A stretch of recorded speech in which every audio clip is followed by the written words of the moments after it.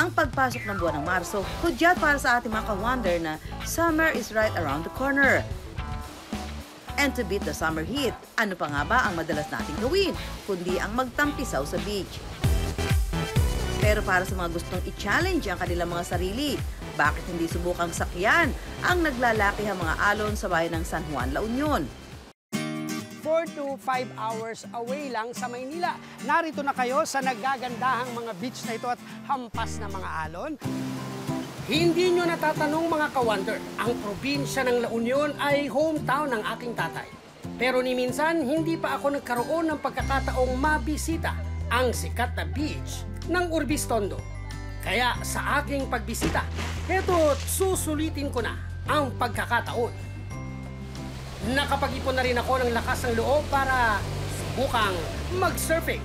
At para maisakatuparan ko na ang aking hashtag summer goal na pagsasurfing, di ba? Baywatch ang dating ko rito. Kailangan munang matutunan ko kung paano nga ba ginagawa ang surfing, di ba? Kasi baka malunod naman ako eh. Tara ka-wonder, paturo tayo. Ang magiging surfing instructor ko sa araw na ito, ang 18 taong gulang na si Perry. Ang pagsikat ng San Juan bilang isang surfing spot, nagbukas din ang pinto para sa ilang mga lokal na magkaroon ng karagdagang kabuhayan tulad ni Perry. Kasi pag mas mahaba yung board po natin para sa mga tulad kong first-timer, mahalagang malaman ang iba't ibang bahagi ng surfboard. So ito yung tinatawag po namin na fins. Para saan siya? Like kunya, pag wala po tayong fins sa board po natin, so hindi po tayo makakatayo ng maayos. Okay. Parang pang-balance Yes, pang-balance po siya. Sunod na ipinakita sa akin ni Perry ang tamang paghiga at pagtayo sa surfboard. Push. So 1, 2, then tayo lang po kaagad. Okay. Madali lang, gusto kong ipili. Lakas sa kapogi pala nito. Pagkatapos sa mahigit 10 minutong pagtuturo ni Perry, oras na para harapin ko ang mga alon. Kayanin ko man lang kayang makatayo.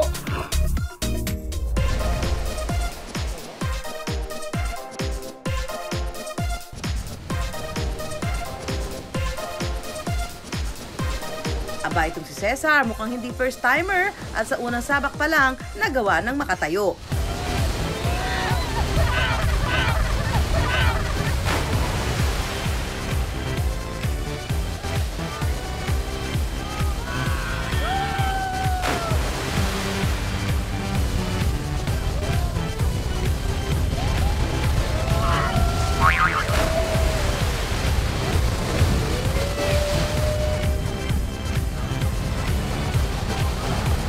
Experience,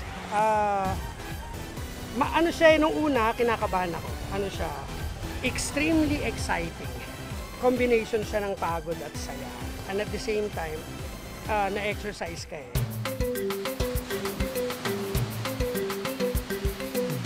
Sa ganda at laki ng mga alon sa Urbistondo Beach, nabansagan lang naman ng probinsya na La Union bilang surfing capital of the North.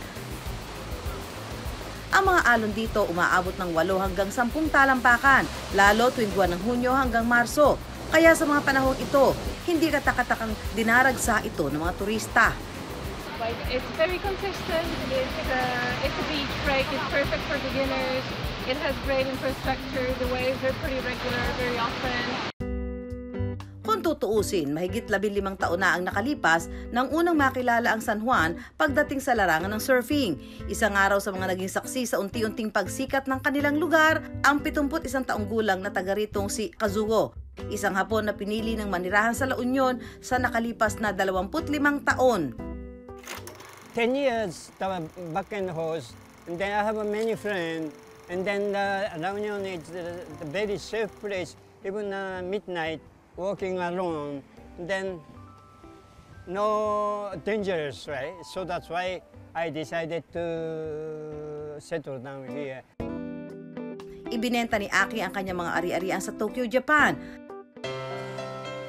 Pero bukod sa pagmamahal niya sa surfing, sa La Union din niya natagpuan ang kanyang forever, ang may bahay niyang si Lilibeth. First time we met him is pumunta siya sa bahay namin. I'm not the one na yung naunang na-met niya. It's my sister. And then naging family friend namin siya, bumisita sa bahay. Feeling it's good to each other. So that's why I'm always contact to her. Was going somewhere that date, right? And then after that, married. Sa ngayon, madalang nang makipaghamunan sa mga alon si Aki. Dala ng kanyang edad na 71 taon. Pero hindi raw magbabago ang pagmamahal niya sa probinsya.